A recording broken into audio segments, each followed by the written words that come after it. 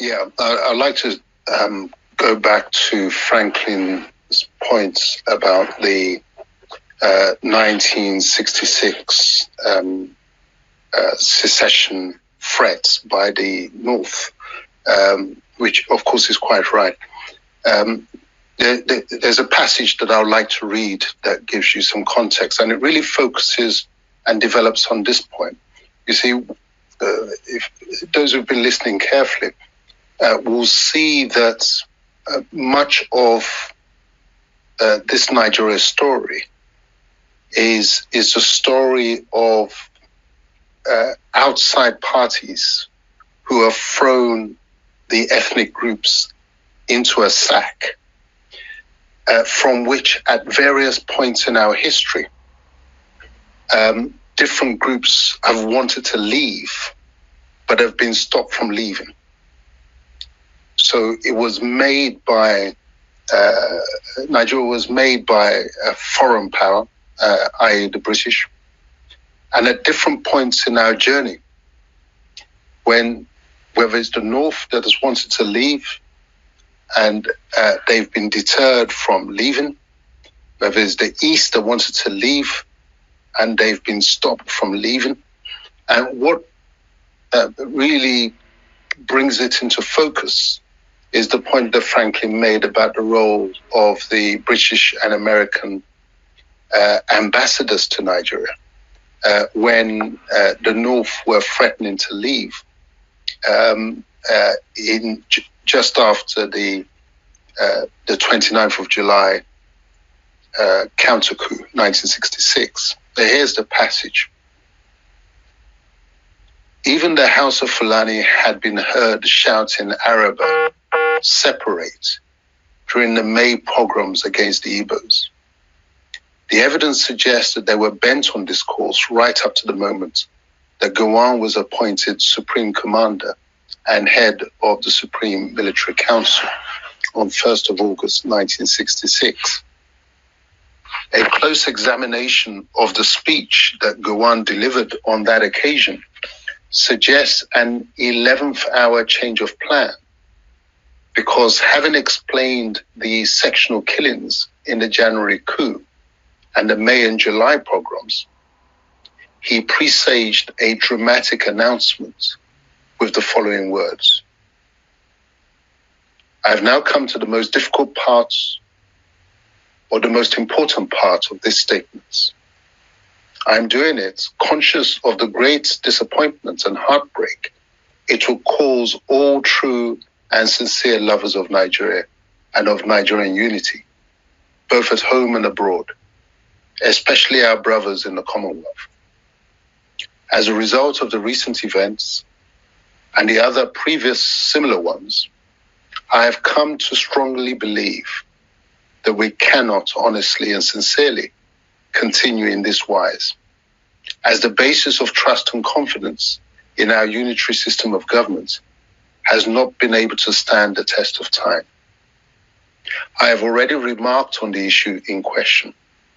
Suffice to say that putting all considerations to test, political, economic, as well as social, the basis for unity is not there, or is badly rocked, not only once, but several times. But after this build-up, what came next was an anticlimax. This is what he then went on and said. I therefore feel that we should review the issue of our national standing and see if we can help stop the country from drifting away into utter destruction. So rather than a declaration of Araba, it was simply a call for a conference. All the signs were that Britain had once again stepped in to stop the North from seceding. And here's a quotation. The Northerners had shouted for it in May and had it in their minds ever since. Now was their time to make it a reality. Was there anybody in their way? Certainly none. Was there anything to stop them? Yes, self-interest. Who could use this to stop them? Their friends, especially the international ones, the British and the Americans, and of course some faithful Nigerians who still believed in the continuity of the nation. So you see, they were building up to secede. They were all geared up. The earlier part of OGUN's speech was speaking in terms of, I'm doing it conscious of the great disappointment and heartbreak it will cause all true and sincere lovers of Nigeria. And then at the last, he switches. The speech changes. And all he's doing is calling for a conference. So the reality of the matter is this. Nigeria was not put together by Nigerians. It has not been held together by Nigerians. It was put together by outsiders in their own interests. It has been propped up at different stages by outsiders in their own interests. And what is interesting is the combination. One can understand the British interests by virtue of they being the ones who put Nigeria together in the first instance. The American interest stems from the following. After the death of Roosevelt was the one who was forcing their hand to let go. After his death, as I explained earlier, the attention of America was swung towards the Cold War and away from decolonization. It was only when Dwight Eisenhower came to power, and the Vietnam War began, that as punishment for Britain not going in with the Americans into that war and leaving the Americans in a quagmire, the Americans, under the leadership of Dwight Eisenhower, felt a sense of betrayal and now insisted that the empire must be dismantled. But it didn't take long after that before they became friends again. And that special relationship was reignited and reestablished, such that whatever position Britain takes as far as the continuity of this Nigeria project, regardless of the interests of the occupants, i.e. our people, America will stand behind it. So I hope that gives a little more context as far as that August 66 almost or near secession move by the North. Have the Yoruba ever threatened secession? The nearest, arguably the first attempt at secession was what is called the Adubi War, which happened in 1918. This was the Egba and the Owu people in combination rising up against the British, and with a view to ending British rule of their space, their area. The context was this. You see, the Egba had received very preferential treatments under British rule up until that point. There was actually an Egba United Kingdom, which was not part of Nigeria until after the amalgamation of 1914. So as at the amalgamation of 1914, when southern Nigeria and northern Nigeria were amalgamated, the Egba United Kingdom were not part of Nigeria. They had not been part of southern Nigeria. Their independence had been assured. Now, the British could not afford to leave the Egba freestanding on the borders of the mainland, Yoruba land, stroke Nigeria. Why? Because it would be a beacon of freedom to other Nigerians to say, well, if the Egba are running their own kingdom, why do we need British rule? So the British, having originally pledged and guaranteed independence to the Egba, now decided to revoke that independence. And they were able to do so because the key thing that you need to be freestanding is an army to defend your freedom. But the terms of Egba independence that had been granted was such that the Egba did not have their own army, if you like, and they were looking to the British for that security. So it's almost like your Magad, who's supposed to be guarding you, then decides to turn on you. Now that was 1914. What led to the war of 1918 was British attempts to now extend taxation to the Egba people and the area. The British had found it easy to raise tax in the north by virtue of the feudal arrangements up there. But in the western region, we had no such tradition. Sales taxes, yes, but income taxes, no.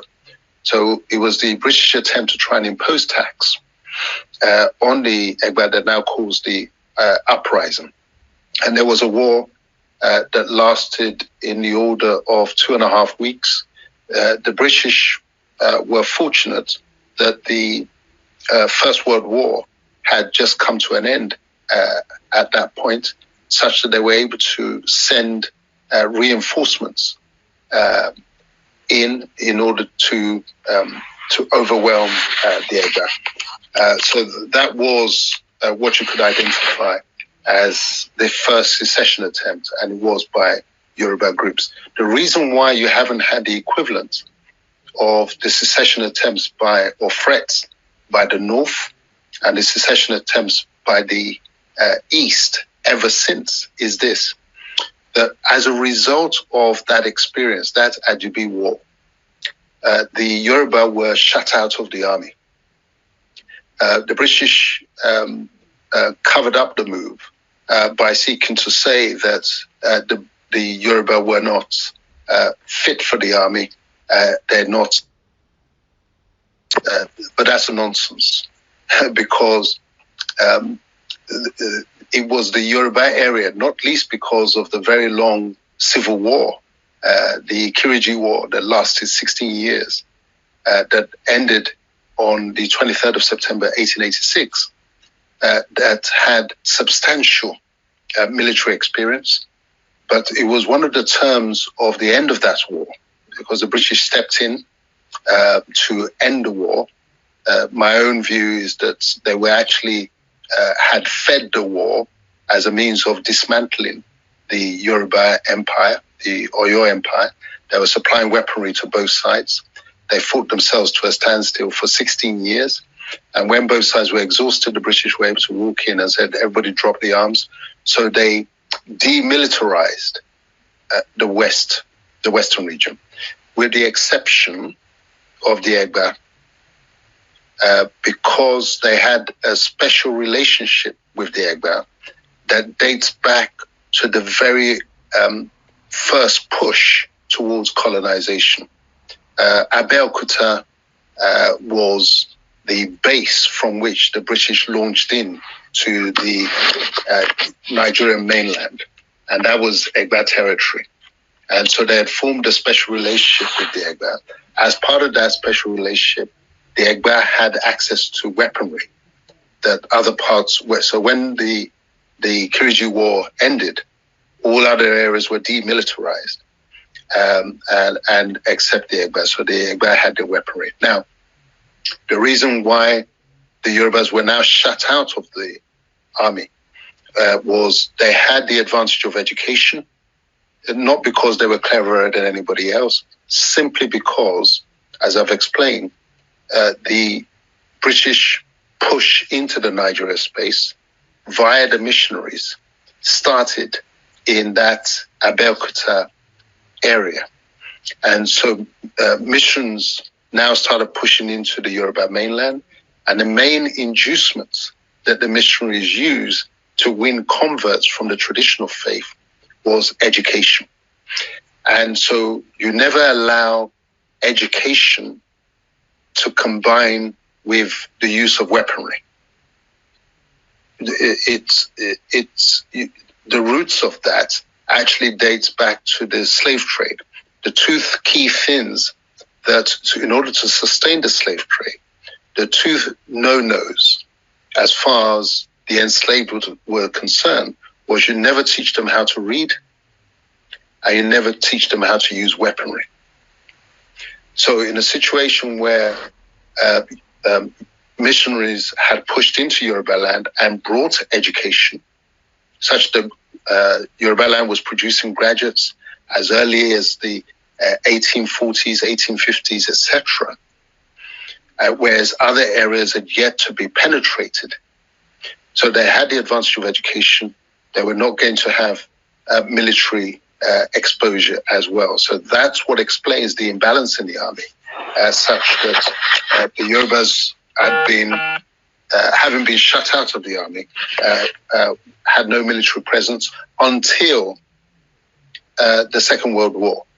It was only because the Second World War involved more sophisticated weaponry that Yorubas were now being recruited into the army for the first time. But even then, it was only in the sort of technical divisions like engineering. That's why Obasanjo was in the engineering unit rather than infantry.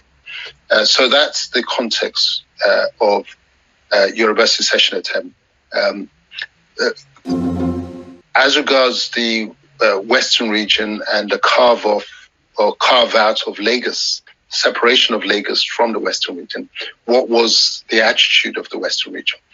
The answer is this. The action group were hostile to the proposition that Lagos should be excised from the Western region. I'm aware, I got this from the late Chief Anthony Anahuru, that when they were having the constitutional conferences in London in the run-up to independence, the instruction that Obafemi Awolowo had given to the Western region delegation was to maintain the position that Lagos was not up for discussion, that they wanted to refuse to discuss the issue of Lagos being taken out of the Western region. There was absolutely nothing in it for the Western region to lose that significant outlet and the associated economic benefits. I understand that it was Rotimi Williams who broke ranks, because when the colonial secretary invited the free delegations to submit a paper as to what should be done with Lagos, it was Rotimi Williams, confident of his excellence as an advocate, who broke ranks and effectively said that there's no way those ones will be able to produce a better paper than us, and proceeded to submit a paper when the instruction had been that no paper should be submitted from the Western region. When the colonial secretary, I think it was Chief Enaro who told me the story, he said the following morning, after Williams had submitted the paper, the colonial secretary, who had refused to even greet them, the Western region delegates up until that point, all of a sudden was so full of smiles and warmness towards the Western region delegation, because he knew exactly what he was going to do. So who was going to make the decision in the circumstances where the Eastern region delegation had submitted a paper calling for Lagos to be excised from the Western region?